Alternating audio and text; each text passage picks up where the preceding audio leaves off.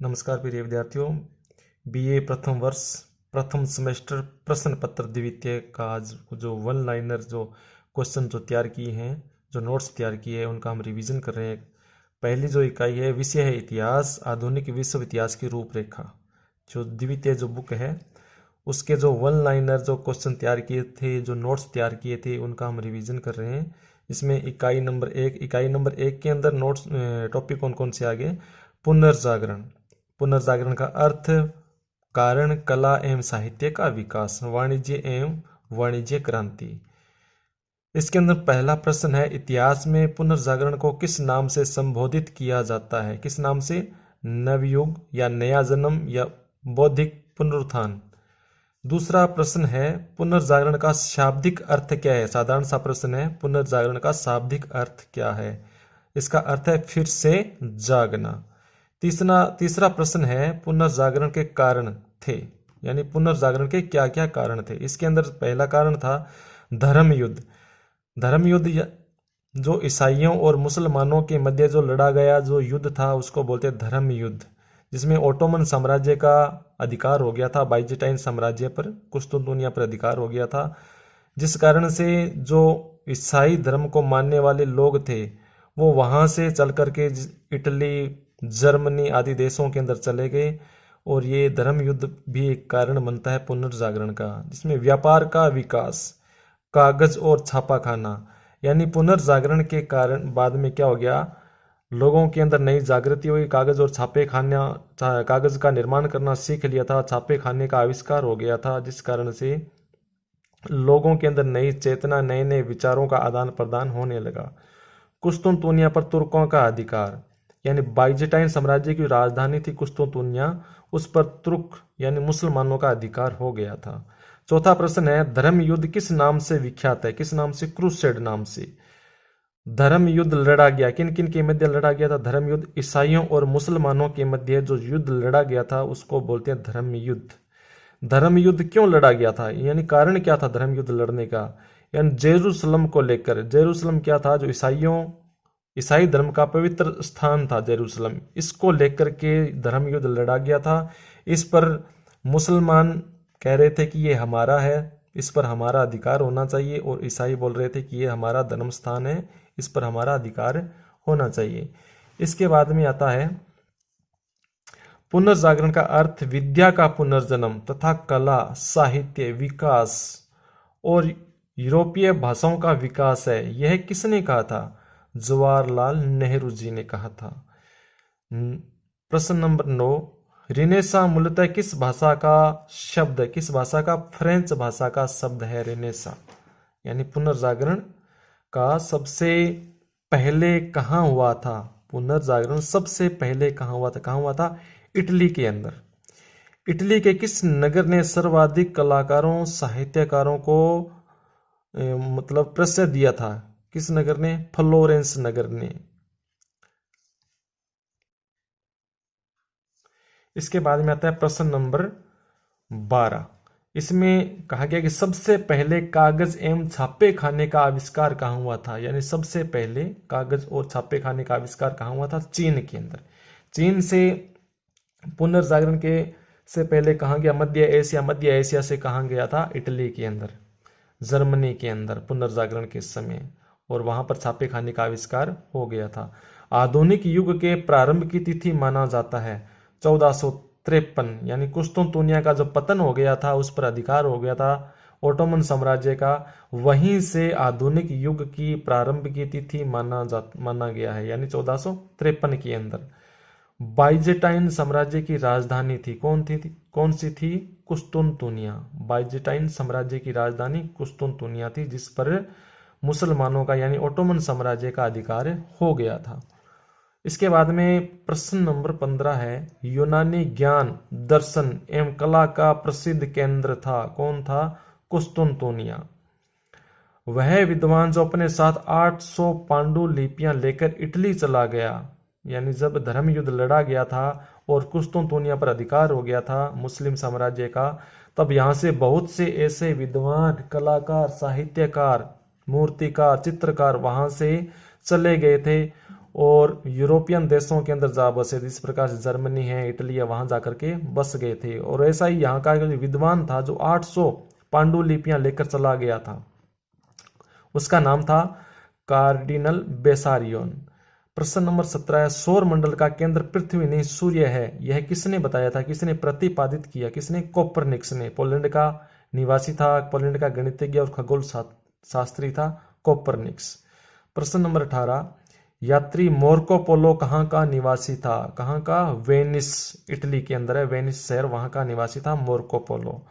Marco Polo मध्य Asia Mongol साम्राज्य के किस शासक के दरबार में पहुंचा? किसके? कुबलाई खां। यानी ये एक केंद्र था, यहाँ पर पूर्वी देशों के लोग भी आते थे, जिस प्रकार से भारत है, भारत के विद्वान भी यहाँ पहुंचते थे और पश्चिमी यूरोपीय देशों के विद्वान भी यहाँ पर पहुंचते थे और आपस में अपने विचार वगैरह साझा करते थे। और वहीं पहुंचा था मार्को पोलो। यूरोप को किसके संपर्क में आने से कागज, मुद्रण, कुतुबनुमा तथा बारूद की सर्वप्रथम जानकारी मिली? किसके संपर्क में आने से? मंगोलों के संपर्क में आने से कागज, मुद्रण, कुतुबनुमा तथा बारूद की सर्वप्रथम जानकारी मिली थी। ऐसा ही बाबर को जानकारी मिली थी, बाबर भी इन्हीं मंगोलों से सीखा था। बाबर ने बारूद का उपयोग किस प्रकार से किया जाता है और बाबर ने भारत पर बारूद के उपयोग से भारत को जीता था सबसे पहले बाबर ने। प्रश्न नंबर 21, मूर्खत्व की प्रशंसा किसकी पुस्तक है? किसकी? इरास्मस, हॉलैंड का निवासी था इरास्मस। प्रश्न नंबर 22 है, मेरा हृदय कैथोलिक किंतु पेट लूथरवादी है, यह किसने कहा था? इरास्मस ने। प्रश्न नंबर 23, दूरबीन का निर्माण किसने किया? दूरबीन का निर्माण किसने किया? किसने? गैलीलियो ने, इटालियन खगोल शास्त्री था। प्रश्न नंबर 24 है, द डिवाइन कॉमेडी किसकी रचना है? दांते की। प्रश्न नंबर 25, पुनर्जागरण का अग्रदूत किसे कहा जाता है? दांते को। पुनर्जागरण का अग्रदूत किसको कहा जाता है? दांते को। प्रश्न नंबर 26, मानववाद का पिता किसे कहा जाता है? पेट्रार्क को। प्रश्न नंबर 27 है, गुरुत्वाकर्षण के सिद्धांत का प्रतिपादन किसने किया था? आइजक न्यूटन ने। यानी गुरुत्वाकर्षण सिद्धांत के बारे में किसने बताया था? न्यूटन ने। पुनर्जागरण कालीन प्रसिद्ध मूर्तिकार थे माइकल एंजेलो। फ्लोरेंस के गिरजाघर के लिए सुंदर दरवाजों का निर्माण किसने किया? किसने?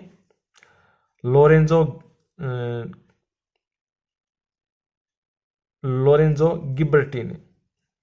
प्रश्न नंबर 30 है, फ्लोरेंस के गिरजाघर के दरवाजों के बारे में कहा था ये स्वर्ग में रखे जाने योग्य है, ऐसा कहा था, ये किसने कहा था? माइकल एंजेलो ने। यानी इतने सुंदर दरवाजे बनाए थे कि ये तो स्वर्ग के दरबार में रखे जाने योग्य है, यहाँ पर धरती पर तो इनका कोई स्थान ही नहीं है, मतलब इतने सुंदर बनाए गए थे। प्रश्न नंबर 31, मानव एवं प्रकृति पर चित्र बनाने वाले किस चित्रकार को पुनर्जागरण कालीन चित्रकला का जनक कहा जाता है? यानी पुनर्जागरण चित्रकला का जनक किसे कहा जाता है? जिएटो, इटली का निवासी था जिएटो, इसको पुनर्जागरण कालीन चित्रकला का जनक कहा जाता है। भारत के समुद्री मार्ग की खोज किसने की? प्रश्न नंबर 34, भारत के समुद्री मार्ग की खोज किसने की? वास्को डी गामा ने। इसके बाद में प्रश्न आता है 35।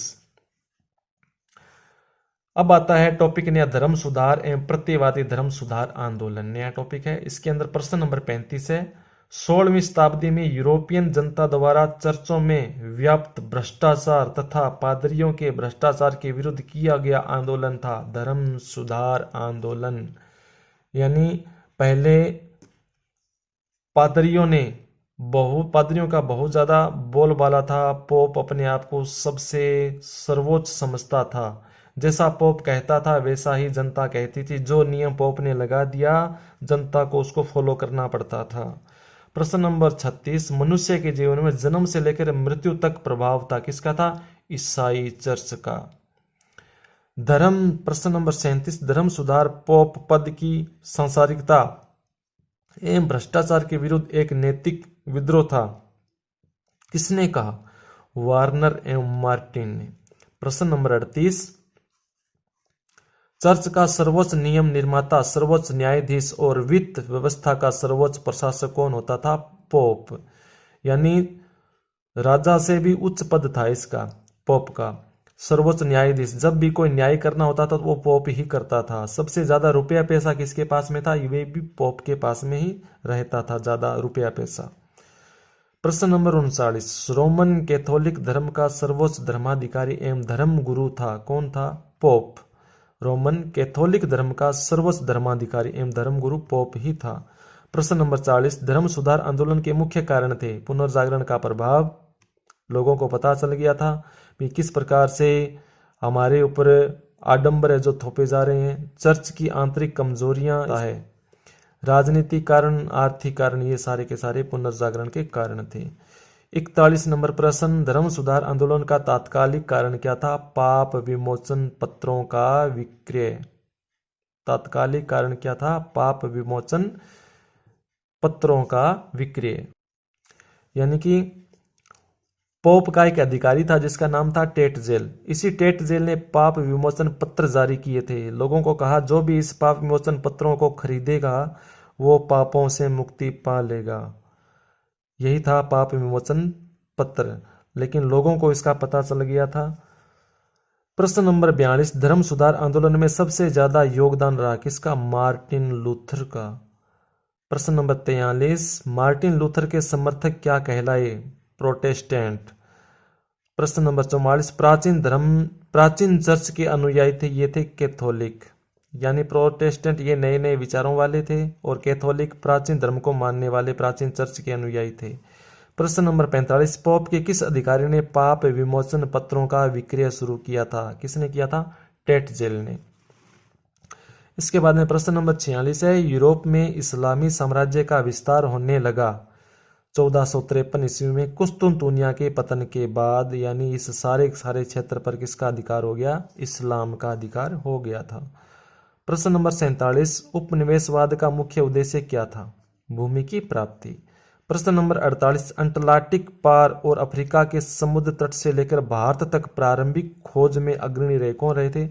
पुर्तगाल और स्पेन। क्योंकि पुर्तगाल जो था वो समुद्र के किनारे है और यहाँ के नाविक भी बहुत अच्छे, जहाजी बेड़ा भी बहुत अच्छा था और समुद्र के जरिए इन लोगों ने भारत की खोज की थी। प्रश्न नंबर 49, 13वीं सदी के अंत तक कुतुबनुमा का प्रयोग करना सीख लिया, किसने? यूरोप के वासियों ने। प्रश्न नंबर 50, 14वीं 15वीं शताब्दी में इटली के किस नगर का व्यापार पर एकाधिकार था? किसका? वेनिस शहर का। इटली का एक शहर है वेनिस शहर, इसका व्यापार पर एकाधिकार था। ये आगे प्रिय विद्यार्थियों 50 प्रश्न, आगे 50 प्रश्न कल की वीडियो में करेंगे। ऐसे ऐसे आपका रिवीजन होता रहेगा और उम्मीद है कि आपके जो फर्स्ट सेमेस्टर के जो एग्ज़ाम है लास्ट जनवरी तक प्रारंभ, लास्ट जनवरी के आसपास आपके शुरू होने की संभावना है, इसलिए आप तैयारी करते रहिए। नमस्कार।